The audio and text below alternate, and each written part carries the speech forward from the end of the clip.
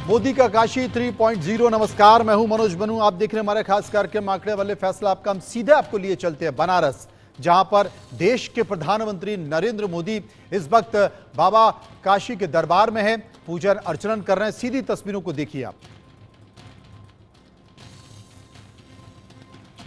देश के प्रधानमंत्री नरेंद्र मोदी सीधे पूर्वोत्तर से पहुंचे बनारस, जो कि उनका संसदीय क्षेत्र है, और बनारस पहुंचकर वहां जाकर उन्होंने 28 किलोमीटर लंबा रोड शो किया। इस वक्त जो तस्वीरें देख रहे हैं वो बाबा काशी के दरबार की हैं। आप देख सकते हैं बाबा काशी के दरबार में साफ तौर पर आपको दिखाई दे रही हैं वो तस्वीरें। उन तस्वीरों के जरिए आप समझने की कोशिश कीजिए कि देश के प्रधानमंत्री नरेंद्र मोदी संकेत क्या दे रहे हैं। देश के प्रधानमंत्री नरेंद्र मोदी के साथ उत्तर प्रदेश के मुख्यमंत्री योगी आदित्यनाथ भी मौजूद थे। इस वक्त बाबा के दरबार में देश के प्रधानमंत्री नरेंद्र मोदी हैं। पूजन अर्चन चल रहा है, पूजा अर्चना की जा रही है, और पूजा अर्चना के साथ साथ साफ तौर पर आप देख सकते हैं कि 3 तस्वीरों के जरिए आप समझिए 28 किलोमीटर लंबा रोड शो, और 28 किलोमीटर लंबा रोड शो के साथ संकेत वही कि एक बार फिर से 3.0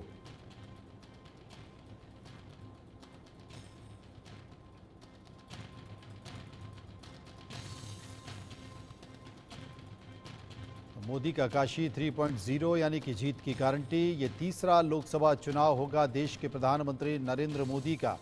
और आपको याद है कि पहली बार जब 2014 में देश के प्रधानमंत्री नरेंद्र मोदी लोकसभा का चुनाव लड़ रहे थे इसी बनारस से, इसी काशी से, तो इस वक्त उन्होंने कहा था कि मैं खुद नहीं आया हूँ, बल्कि माँ गंगा ने मुझे बुलाया है, काशी ने मुझे बुलाया है।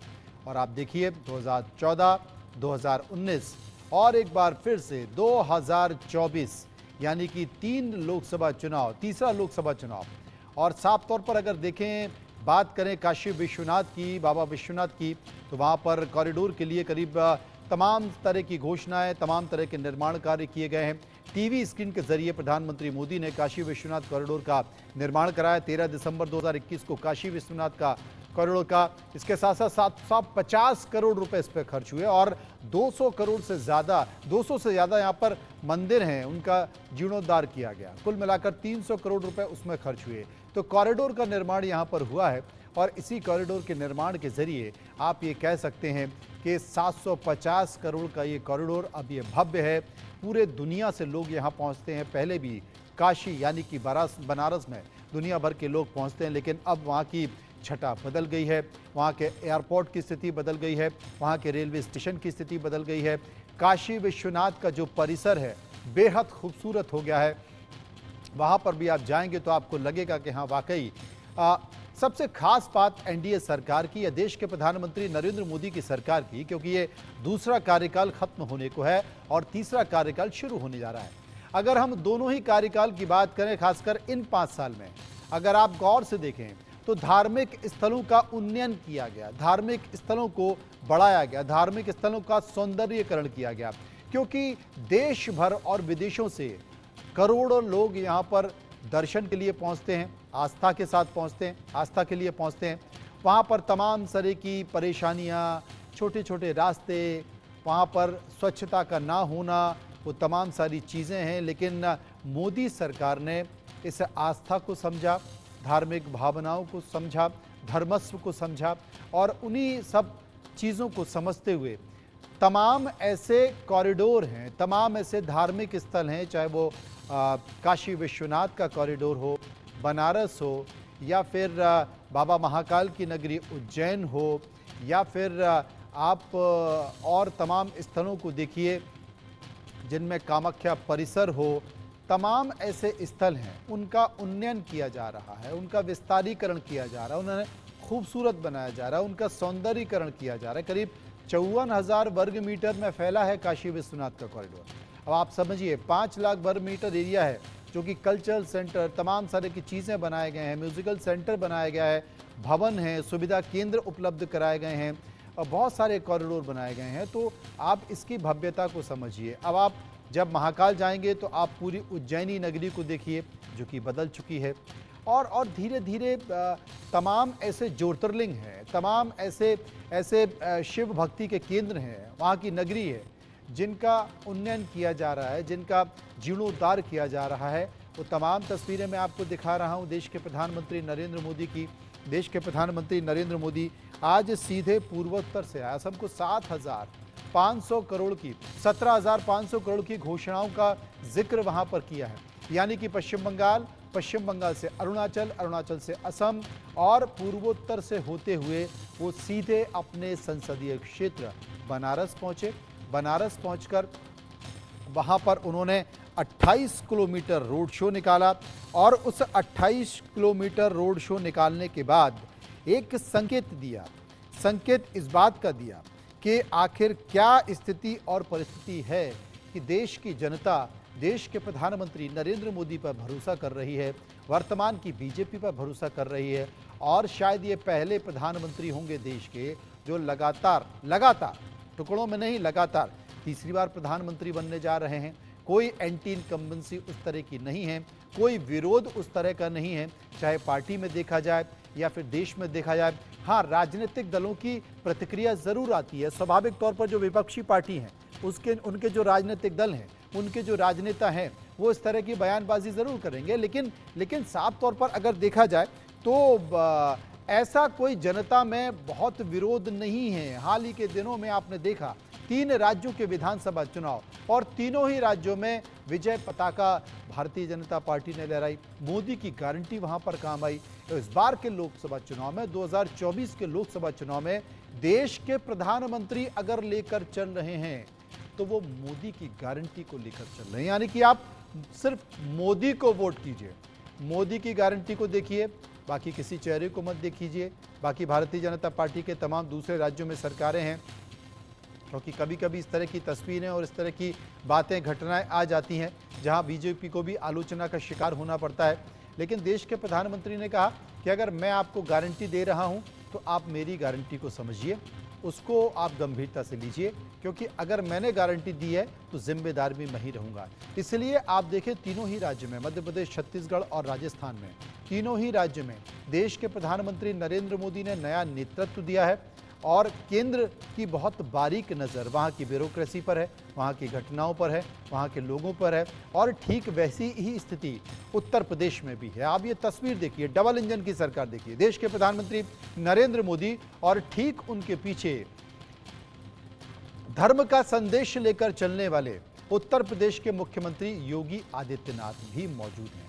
यानी कि बाबा विश्वनाथ के परिसर में देश के प्रधानमंत्री नरेंद्र मोदी मंत्रों का उच्चारण करते हुए, पूजा करते हुए, यानी कि रोड शो निकाला, बाबा के दरबार पहुंचे, वहां पर पूजन किया, मंत्रोच्चार किया, विधि विधान के साथ पूजन किया। आप देखिए तमाम शास्त्रार्थ वहां पर बैठे हुए हैं, ब्राह्मण वहां पर बैठे हुए हैं, पंडित बैठे हुए हैं जो विधि विधान के साथ पूजा करा रहे हैं। और डबल इंजन की सरकार, यानी कि एक बड़ा इंजन, एक छोटा इंजन। बड़ा इंजन देश के प्रधानमंत्री नरेंद्र मोदी केंद्र की सरकार में मुखिया के तौर पर, प्रधान सेवक के तौर पर, और छोटा इंजन यानी कि उत्तर प्रदेश के मुख्यमंत्री योगी आदित्यनाथ। बार बार इसी बात का जिक्र किया गया कि जनाब डबल इंजन की सरकार बनेगी तो गाड़ी बहुत बेहतर तरीके से चली जाएगी। यानी कि कुल मिलाकर मोदी काशी से देश के प्रधानमंत्री नरेंद्र मोदी को जीत की हैट्रिक वाला आशीर्वाद लेने का प्रयास, उसी के तहत पूजन और उसी के तहत रोड शो भी किया गया।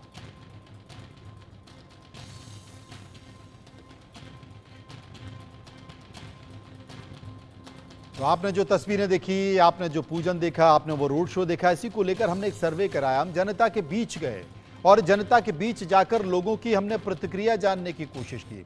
प्रतिक्रिया कुछ निकल कर आई है, पब्लिक ने अपनी क्या राय ली है उसको लेकर हमने सर्वे किया। सर्वे में कई सारे सवाल भी पूछे हैं। एक बार तमाम सारे सवाल मैं टीवी स्क्रीन पर लेकर आता हूं, आप उसको गौर से समझिए। पहला सवाल हमने पूछा सर्वे का, काशी से मोदी को जीत की हैट्रिक वाला आशीर्वाद मिल गया? हाँ कहने वाले लोगों की राय 85.16%, ना कहने वाले लोगों की राय 11.86%, कह नहीं सकते या फिर पता नहीं है 2.98%। सर्वे का दूसरा सवाल, मोदी के 370 पार वाले मिशन में यूपी से कितनी सीटों की गारंटी आप मानते हैं? सभी 80 सीटें 26.69%, 70 से ज्यादा 40.18%, 60 से ज्यादा 23.30% और कह नहीं सकते या फिर पता नहीं है 3.83%। सर्वे का तीसरा सवाल, क्या सनातन का विरोध कर विपक्ष मोदी की राह आसान कर रहा है? हाँ कहने वाले लोगों की राय 73.72%, ना कहने वाले लोगों की राय 19.49%, कह नहीं सकते या फिर पता नहीं है 6.79%। सर्वे का चौथा सवाल, क्या मोदी की आंधी में अमेठी और रायबरेली से गांधी परिवार आउट हो जाएगा? हाँ कहने वाले लोगों की राय 66.52%, ना कहने वाले लोगों की राय 18.22% और कह नहीं सकते या फिर पता नहीं है 15.26%। सीधे हम काशी चलेंगे, सीधे हम वाराणसी चलेंगे, जहां से हमारे सहयोगी पंकज चतुर्वेदी इस वक्त जुड़ गए हैं। पंकज, आज हम देखें तो पूर्वोत्तर से सीधे देश के प्रधानमंत्री नरेंद्र मोदी अपने संसदीय क्षेत्र यानी कि वाराणसी पहुंचे।